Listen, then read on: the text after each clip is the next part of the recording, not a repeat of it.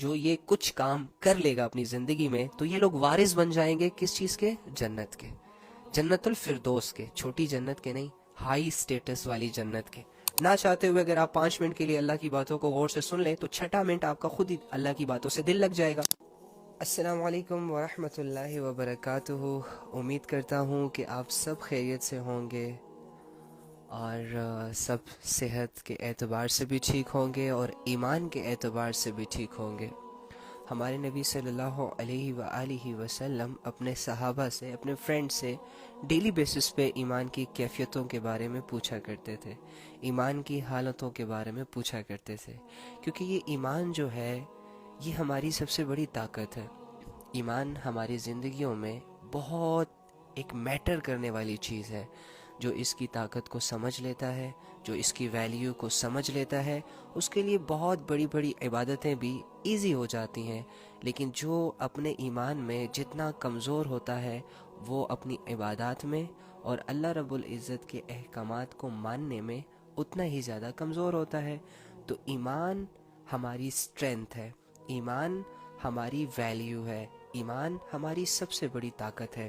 یہ ایمان بڑھتا ہے اللہ کی باتوں سے، یہ ایمان کمزور ہوتا ہے اللہ کی غفلتوں سے، اللہ کے احکامات سے دور جانے سے ایمان میں کمزوری آتی ہے، اور اللہ رب العزت کو زیادہ سے زیادہ یاد کرنے سے ایمان میں مضبوطی آتی ہے، طاقت آتی ہے، اور انسان بڑے بڑے عبادتوں کو ایزیلی کر لیتا ہے۔ ایمان ایسی طاقت ہے کہ یہ محنت کرنے سے بڑھتا ہے۔ ایمان ایسی چیز ہے جس طرح ہم دنیا کے کسی بھی نقشے کو، کسی بھی دولت میں اگر اضافہ چاہتے ہیں، اگر ہمارے پاس ایک دولت کم ہے اور ہم اسے بڑھانا چاہتے ہیں تو ڈیفینیٹلی ہمیں اس کے لیے محنت کرنی ہوتی ہے پہلے سے زیادہ، جس کی وجہ سے وہ دولت بڑھ جاتی ہے، ہماری سٹرگل کام میں آ جاتی ہے۔ تو جس طرح دنیا کی دولتوں کے لیے محنت شرط ہے، اسی طرح ایمان میں اضافے کے لیے ایمان کی محنت شرط ہے۔ اور ایمان کی محنت کیا ہے؟ روزانہ اللہ کی باتیں کرنا، روزانہ اپنے اوقات میں سے کچھ وقت نکال کے اپنے اللہ کو یاد کرنا، دل سے یاد کرنا، دل کی کیفیتوں کے ساتھ اپنے اللہ کو یاد کرنا، اپنی کمزوریوں کو سامنے رکھ کر اپنے اللہ کو اپنا خالق مان کر اور یہ جان کر، اس بات کا یقین کرتے ہوئے کہ میرا اللہ میرے اندر موجود تمام کمزوریوں کو پورا کر سکتا ہے، میرے اندر موجود تمام غموں کو اللہ دور کر سکتا ہے، میری زندگی کے تمام اپس اینڈ ڈاؤنس میں اللہ میرا سہارا بن سکتا ہے۔ تو جب ہم اس یقین کے ساتھ اللہ کی باتوں میں لگیں گے، اللہ کے کاموں میں لگیں گے، تو ہمارا ایمان بڑھ جائے گا، اور جب ایمان بڑھے گا تو جیسے کہ میں آپ کو کہتا ہوں کہ اللہ کے بڑے بڑے احکامات بھی ہم بہت ایزیلی کر لیں گے۔ آج ہم جو کمزور ہیں وہ اس لیے کمزور نہیں ہے کہ ہمارے جسموں میں طاقت نہیں ہے وہ اس لیے بھی کمزور نہیں ہے، ہماری یہ جو عبادتوں سے غفلت ہے اس کی یہ وجہ بھی نہیں ہے کہ ہم بہت زیادہ مصروف ہو گئے، دنیا زمانہ بہت فاسٹ ہو گیا، اگر اس میں دنیا کے لیے محنت نہیں کریں گے تو پیچھے رہ جائیں گے۔ اوکے ویل، صحیح ہے، مانتے ہیں اس بات کو، لیکن ہم اتنا بھی مصروف نہیں ہوئے دنیا کو کمانے میں کہ ہم اللہ کے لیے وقت نہ نکال سکیں۔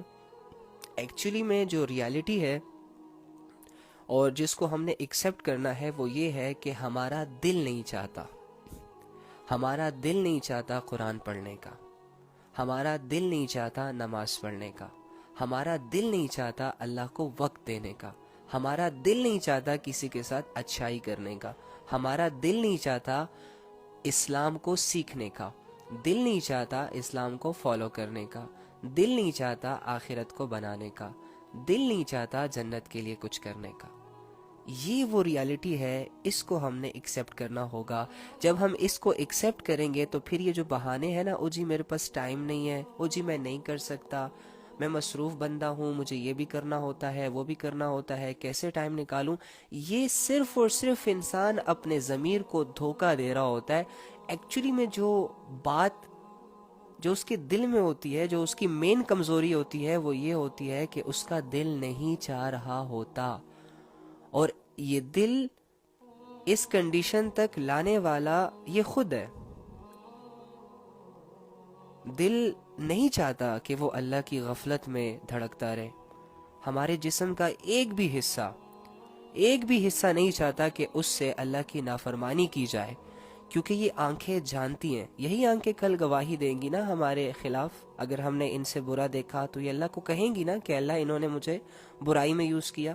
یہی ہاتھ جو آج ہمارے سامنے ہمارے کنٹرول میں ہے، ہمارے کمانڈز مان رہے ہیں، یہی ہاتھ کل بولیں گے نا ہمارے اگینسٹ کہ اللہ انہوں نے نامحرموں کو چھوا تھا، حرام کمایا تھا، حرام کھایا تھا، انہی ہاتھوں سے پتہ نہیں کیا سے کیا کرتے رہے.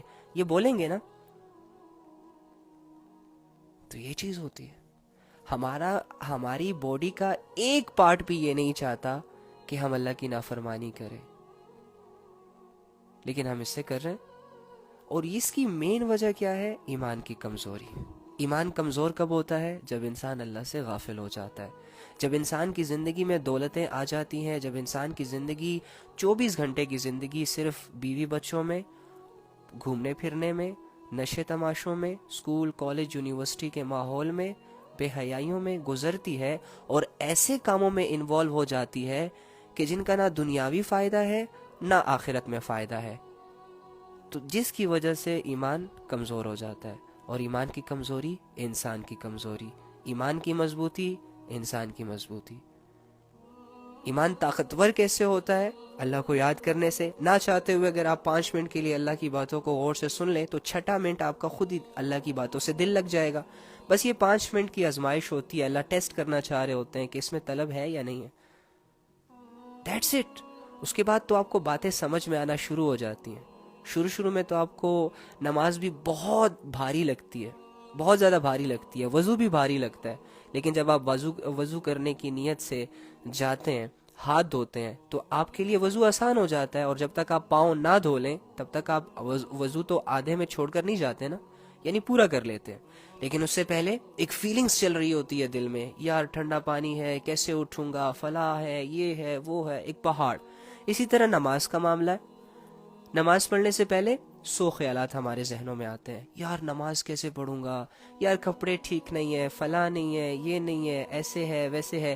لیکن جیسے ہی ایک انسان مشکل سے اپنے آپ کو دھکے دے دے کر مصلی تک لے آتا ہے، اور مصلی پر آ کر اللہ اکبر کر کے دنیا کو پیچھے چھوڑ کے اپنے رب کے سامنے کھڑا ہو کر رب کی تسبیح بیان کرنا شروع کر دیتا ہے، تو یہ آدھے میں نماز نہیں چھوڑ کے جاتا، پھر پوری کر کے چھوڑتا ہے. پھر تو ایسے ہی نیکی کا ہر کام، ہر عبادت شروع میں بہت زیادہ مشکل لگتی ہے. کیوں؟ جب تک آپ عبادت کو کرتے نہیں ہیں تب تک وہ مشکل ہے. جیسے ہی آپ کرنے لگ جاتے ہیں تو وہ آسان ہو جاتی ہے. کیونکہ عبادت کرنے سے پہلے شیطان کی ایک فورس آپ پر اپلائی ہوتی ہے. آپ کے دلوں میں عجیب طرح کی کنفیوژنز ڈال دیتا ہے. آپ کو چھوٹا سا کام بہت مشکل کر کے دکھاتا ہے. اور آپ کے اندر جو سستی ہے، فرماتے ہیں یہ جو سستی ہے یہ شیطان کی طرف سے ہے، حدیث ہے. تو یہ جو سستی ہوتی ہے اس کی لیمٹس کو بڑھا دیا جاتا ہے. شیطان آپ پر پہلے اٹیک کرتا ہے وسوسوں کے ذریعے سے. پھر جب آپ کا ارادہ پختہ ہو جاتا ہے تو آپ کو سردی گرمی، فلاں کیسے جاؤ گے، ٹھنڈا پانی، اس طرح کی سستیاں آپ کے دل میں ڈالتا ہے. اور جب یہ سستیاں کمپلیٹ ہو جاتی ہیں، آپ ان سے بھی لڑ لیتے ہو، تو پھر آپ کو ذہنی اعتبار سے گھما پھرا رہا ہوتا ہے نمازوں میں، تاکہ آپ نماز کی لذت کو فیل نہ کر سکے، عبادت کی لذت کو فیل نہ کر سکے. چلو میں ہار گیا، عبادت تو تم نے کر لی، لیکن اس عبادت کا سرور، اس عبادت کی لذت اور اس عبادت میں موجود وہ سکون اب وہ حاصل نہیں کرنے دے رہا ہوتا. ایسے ہی شیطان ہم پر محنتیں کر رہا ہے. تو کل ہم نے کیا کہا؟ کل ہم نے ایمان والوں کی ایک صفات شروع کی ہے کہ جو اللہ رب العزت نے سورہ مومنون میں اتاری ہے ہمارے لیے، اور آگے بشارت دی ہے کہ جو ایسا بن جائے گا، جو یہ کچھ کام کر لے گا اپنی زندگی میں، تو یہ لوگ وارث بن جائیں گے کس چیز کے؟ جنت کے، جنت الفردوس کے. چھوٹی جنت کے نہیں، ہائی سٹیٹس والی جنت کے. تو میں نے آپ کو کل یہ کہا تھا کہ ان میں یہ لوگ ہیں، قد افلح المؤمنون، وہ ایمان والے کامیاب ہو گئے، الذین هم فی صلاتہم خاشعون، کہ جو اپنی نماز میں دل سے جھکنے والے ہیں. کل میں نے نماز پہ بہت ساری بات کی آپ کے سامنے، اور بہت ڈیٹیل سے آپ کو سمجھایا کہ دل کیسے جھکتا ہے نماز میں، اور دل کیسے اللہ کی کیفیتوں سے منور ہوتا ہے۔ آج اگلی آیت پہ جائیں گے انشاءاللہ، جس میں اللہ رب العزت فرما رہے ہیں والذین هم عن اللغو معرضون، کہ اور وہ لوگ جو لغو چیزوں سے منہ موڑے ہوئے ہیں، یعنی ایسے بیکار مشغلوں میں وہ انٹرسٹ ہی نہیں لیتے جن کا نہ دنیاوی اعتبار سے کوئی فائدہ ہے اور نہ مرنے کے بعد کوئی فائدہ ہے، نہ ہماری ان کاموں میں لگنے سے دنیا بن رہی ہے اور نہ ہی ان کاموں سے آخرت بن رہی ہے۔ اس کی ایک مثال میں آپ کو دیتا ہوں، ٹک ٹاک، سوشل میڈیا۔ اب دیکھو، ہمارا نوجوان اسے یوز کر رہا ہے، اس میں قیمتی وقت لگا رہا ہے، اوکے، لیکن مجھے بتائیں کہ ایک انسان ہے، وہ صبح اس کی چھٹی ہے آفس سے یا اسکول سے چھٹی ہے یا یونیورسٹی سے چھٹی ہے، گھر میں کام کرنے کے لیے بھی کچھ نہیں ہے، ویلا ہے، کوئی رسپانسبلٹی اس پر نہیں ہے، موبائل میں ہاتھ میں پکڑتا ہے، آنکھ کھولنے سے لے کر رات کو 2 بجے تک، لیٹ سپوز وہ کوئی مووی دیکھ لیتا ہے، لیٹ سپوز وہ کوئی گیم کھیل لیتا ہے، لیٹ سپوز وہ ریلز دیکھ لیتا ہے، لیٹ سپوز وہ کوئی بہت بے حیائی کے کاموں کو دیکھ لیتا ہے۔ مجھے بتائیں، صبح سے لے کر شام تک جو اس نے آنکھوں سے دیکھا، کیا اس نے اس کی زندگی میں اس کو تھوڑا سا بھی کامیاب کیا؟ نہیں کیا۔ یہ اس وقت کو استعمال کرتا، اگر یہ مزدور ہے، اگر مزدور 8 گھنٹے کی مزدوری کرتا ہے تو اسے کیا ملتا ہے؟ 1,000 2,000 روپے مل جاتے ہیں۔ ایک بزنس مین اگر 8 گھنٹے کی ڈیوٹی کرتا ہے یا جاب کرتا ہے، اپنے بزنس کو دیتا ہے، تو اسے لاکھوں کا پروفٹ بھی مل سکتا ہے۔ لیکن مجھے یہ بتائیں کہ ایک انسان جو صبح سے لے کر رات تک ایک ایسی ایکٹیویٹی میں لگا ہو کہ جس سے نہ اس کی دنیا بن رہی ہے نہ آخرت بن رہی ہے، تو بلکہ الٹا خراب ہو رہی ہے، تو کیا ایسے کام آپ کو زیب دیتے ہیں ان میں اپنا قیمتی ٹائم سپینڈ کرنے کا؟ نہیں دیتے نا۔ تو اللہ فرما رہے ہیں کہ یہ ایسے لوگ ہیں، ان میں دوسری صفات یہ ہوتی ہے ان مومنوں میں کہ یہ ایسی چیزوں کے نا قریب بھی نہیں جاتے، لفٹ ہی نہیں دیتے۔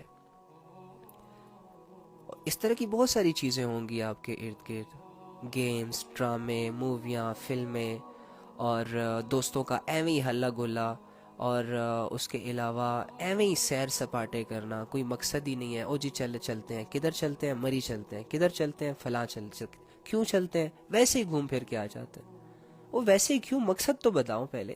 چلو جی اللہ کے پہاڑوں پر غور کریں گے، چلو جی اللہ کی دنیا پر غور کریں گے، چلو جی لوگوں سے ملیں گے، تھوڑی سی ان کی جان پہچان بن جائے گی، چلو جی اس نیت سے جاتے ہیں کہ کسی کی بیمار پرسی کر لیں گے۔ تو نیت ہی نہیں ہے، کدھر جا رہے ہو؟ گھومنے پھرنے جا رہے ہیں۔ کدھر جا رہے ہو؟ پارک جا رہے ہو۔ کیوں جا رہے ہو؟